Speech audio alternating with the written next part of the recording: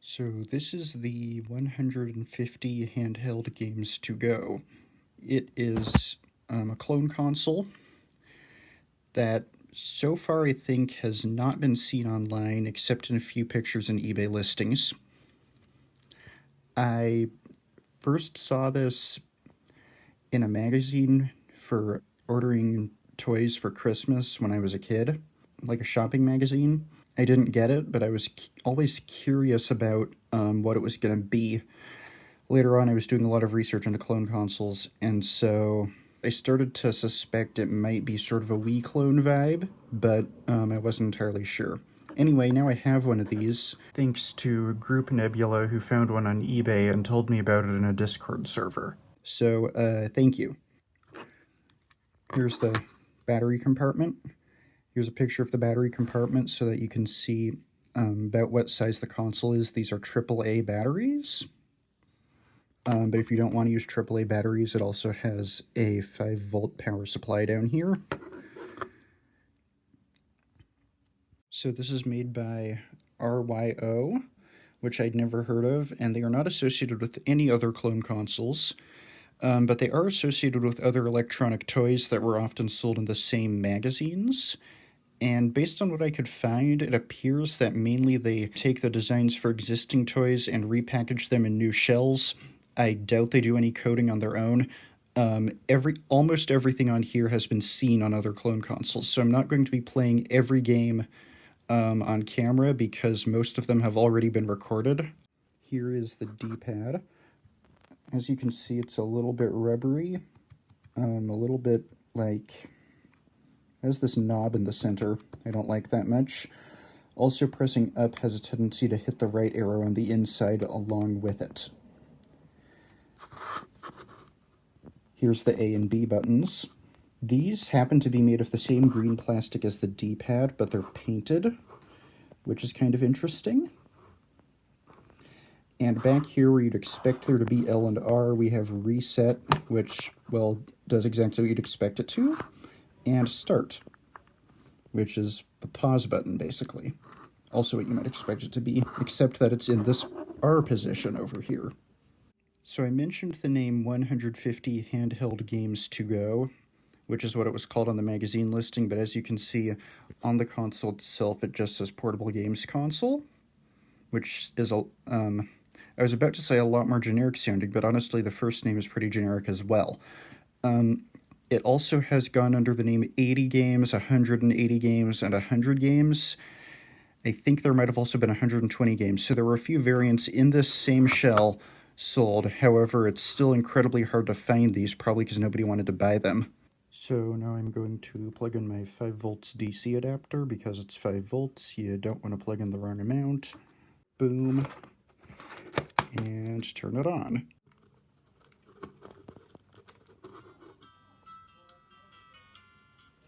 So as you can see, this is a family sport system. We've seen a few of these before. At least if you've been watching other clone console stuff, you've probably seen it before. But this is a new variant of the ROM, this time with 150 games and a blue background. Usually they use a green background. Also, if you can hear the background music, it's using FM synthesis for the instruments, but it's still playing the same song. So same song, different instruments. It's going to be interesting to hear how that... Ooh, I moved. It's going to be interesting to hear how the games sound different like this. Another interesting thing about this is if you get close enough to the screen, you can see the CFA or color filter array is hexagonal, and all the pixels are exposed and non-blurred. This is rather unusual for an LCD screen, but not super unusual. It's just sort of an interesting note to see one of these on this kind of handheld. I just had to put this in a box so it doesn't slide around on the desk. But here's another family sport handheld.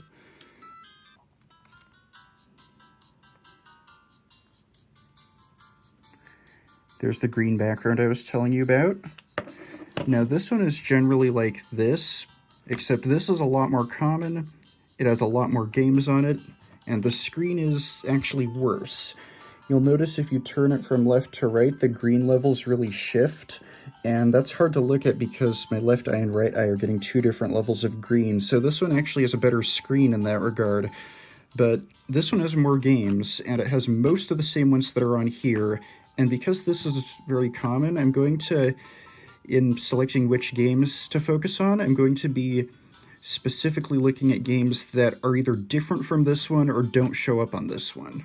So starting in the main menu, right here, we have tennis, golf, baseball, table tennis, bowling, darts, basketball, boxing, trampoline, fishing, ice hockey, curling, and city battle.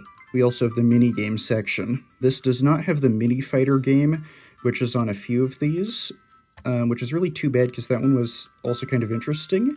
Would be nice to also play it on a better screen like this one.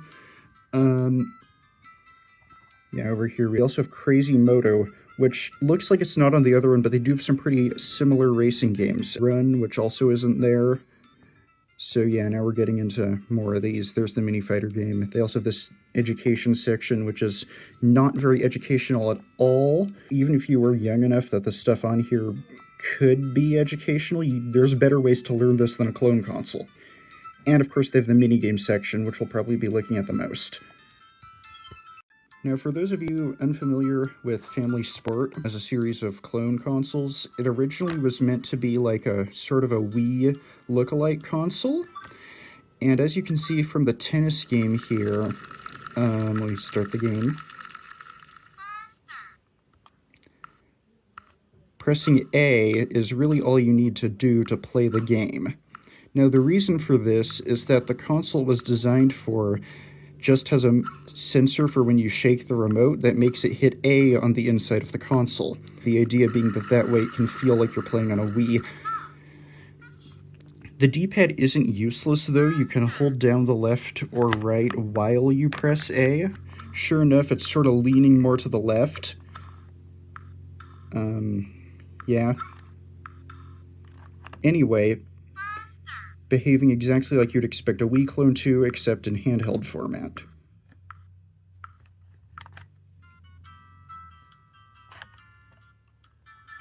Note that every time you reset this or turn it on, the volume goes back to where it's at right now, which can be annoying. It doesn't stay at the same volume. Make it quieter. Reset. Yep, every time you turn it off and back on again, same. You can exit games with the start button too, and then select an option from the menu, so I guess that's not too bad. But let's take a look at some of the games that are not on the other machine.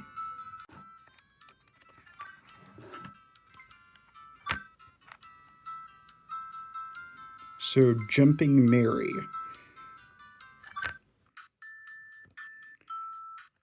Seems to be some sort of isometric jumping game. Looks very similar to, I think, Q*bert, although I've never played Q*bert. I have heard about it. There is a very disturbing looking mushroom that's obviously inspired by / cloned from the Nintendo mushroom, although it has this one giant eyeball which looks very out of place. I'm guessing my goal is just to hit all the boxes, and also this is one of those irritating xylophone songs. Some of the music on here isn't too bad. In fact, I'd say most of it isn't too bad, except the xylophone songs, which are just that.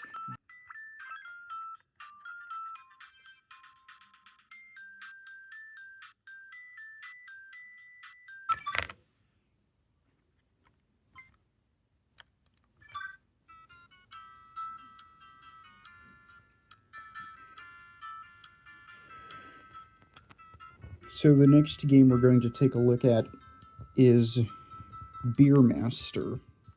I'm not sure if this is a clone of something. You might want to tell me in the comments if you happen to know about it. Nope, yep.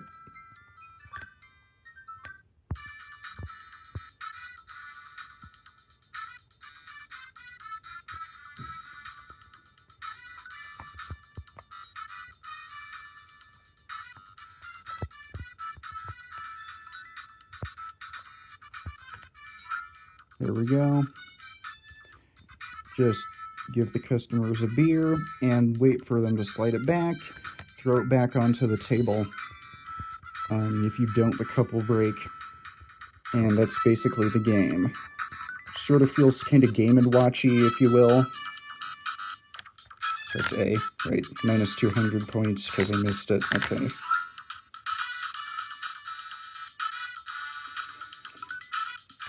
By the way, if you've noticed that I put a piece of tape over that power light up there, that's because it's incredibly bright otherwise, to the point at which it's hard to see the screen. Perhaps the most interesting thing is going to be Crazy Tank, because we don't have a lot of, like, exact code rips, but I think this is actually a texture pack, basically, for Battle City, the NES game. So yeah, this was also not on the other one.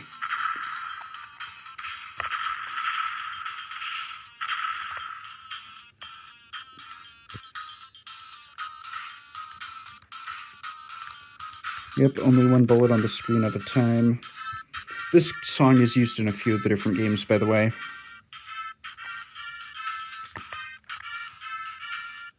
Yep, it's basically Battle City.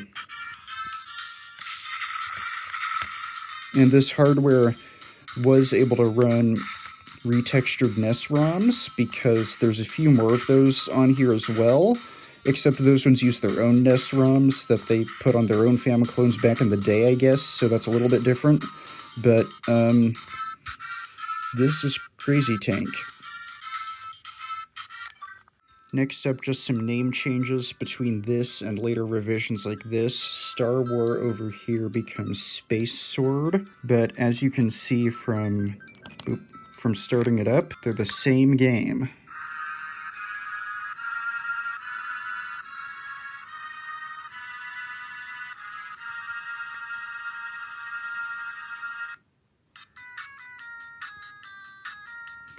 Yep.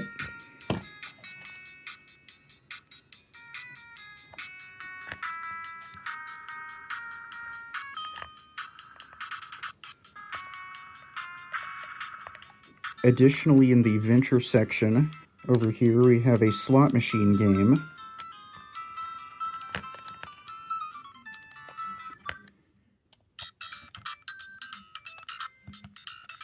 And as you can see, it boots up with the name Polar Slot Machine, so it's a slot machine with a theme. Now, going over here, they fixed the name to include the theme. The game Suicide Squad over here was renamed to Block Squad, probably to make this more family-friendly. Block Squad also happens to be a much more accurate name for what's going on in the game. And lastly, it turns out Homeward Journey was originally misspelled Homeward Journey. Now, one game that is on both of these, but I still want to show, is GT Racing. And if you saw the little blurb in the magazine, you'll see why. Yep, this is the game that was showcased in the magazine, with the infamous 1th place.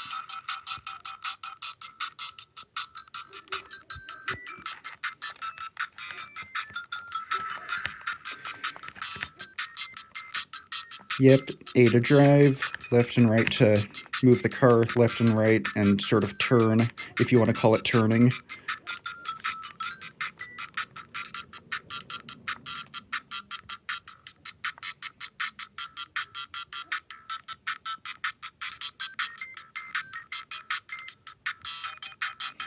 Now, something interesting, I have played this a bit longer before, and it actually does say second and first, not tooth and oneth. Interestingly, there were opponents in front of the car when the car in the magazine was in 1th place. So I'm going to go out on a limb and say that they wanted to show the player in first for some reason, I guess just to make it look good, while also showing that there were other cars in the game. So I would guess they just took the 4th right there and cropped it into a 1 and called it a day.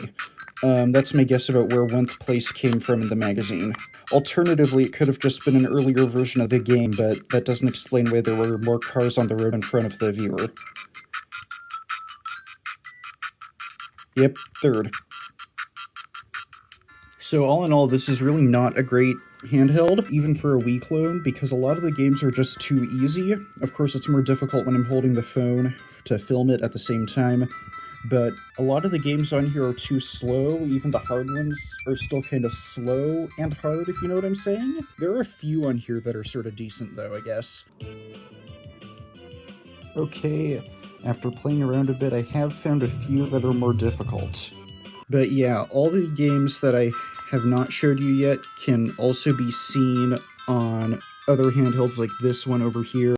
Now here's where things get a little bit interesting in a different way. We're going to look at some of the console's hidden bits. First of all, if you hold down B and A and turn it on, it plays that tone before it boots in. Also notice how generally the first note in the song is clipped off, but if you do this, it happens to play it from the very start. However, it turns out there's an actual different reason to play that tone, and I'll show you what it is. First you wait for the tone, then up, down, left, right. Yep, press up, down, left, right after you hear that, and you end up on this test mode screen. On the other unit, it was a little bit simpler to get there, just either hold A, B, or hold up left. This one has a much more complicated way of getting here. It's interesting to see the date. I don't know if this is the date the console itself was made, the date the ROM was compiled. Not sure what kind of a date it is, but it does sort of fit in with when I saw this advertised. Looks like January 21st, 2013. And this is apparently version 1.425. This stuff here is just the sort of stuff you'd expect it to be.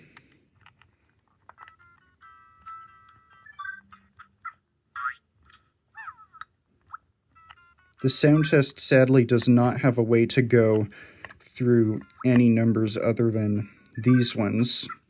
I tried pressing combinations of other keys, but I could not scroll anything except the last digit. Maybe there's some touch point on the inside that you can use, I'm not really sure.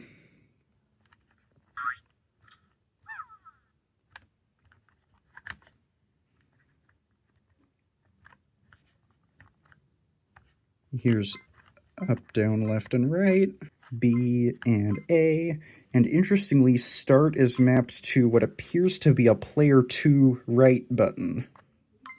So that is a tad confusing, however, it's the same on that one as well. And exit here puts the unit into sort of an off state where can't do anything. For all intents and purposes, the thing is off, but the switch says it's on. So at this point, you sort of can reset it, and it'll boot up. The next little bit of weirdness here is the way the game Star Wars, in particular, reacts with the volume. First of all, let's turn the volume down.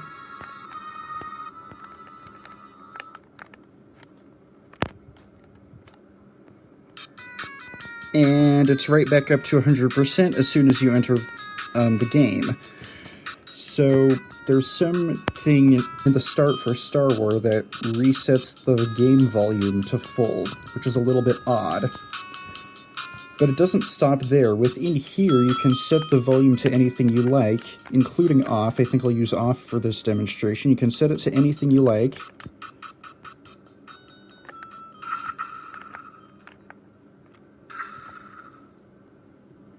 And you can still hear the sound effects. But it still doesn't stop there. If we then go back, we can play any other game in this new sound but no music mode. As you can hear, like this. And given how annoying some of the music is, this can be helpful.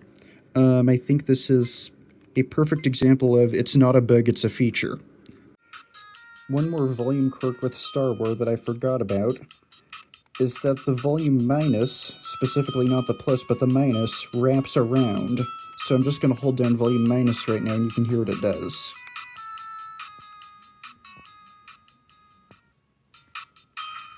Yep, it just went down to 0, and boom, all the way back up as soon as it went down below 0.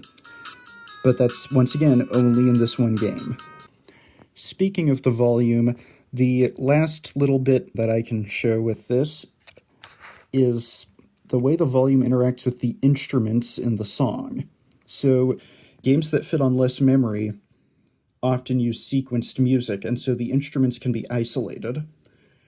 And there's something interesting that goes on when you turn the volume down really low and listen really closely. So here we have a speaker, so that when I turn the volume down on the handheld, I can turn it up on the speaker and we can hear better what it sounds like at a lower volume.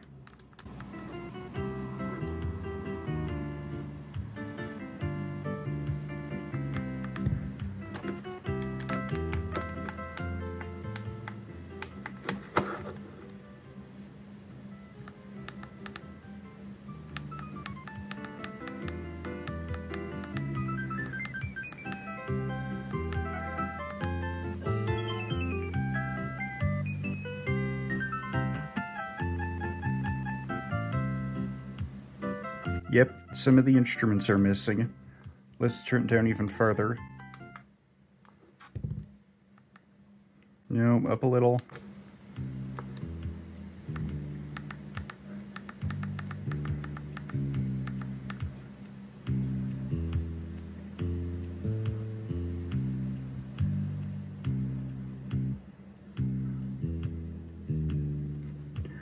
And now we only have the drums and bass. We only have 2 instruments. So what's happening here is the instruments are on some kind of a scale for the volume, maybe 0 to 15 or 0 to 255 or something like that. And each instrument's volume gets lower when you turn the volume down. So some of them are getting divided by something higher than the volume ID, which would then turn it into 0 by rounding, and then you can't hear the instrument. That is at least what I am guessing is the cause of this thing happening.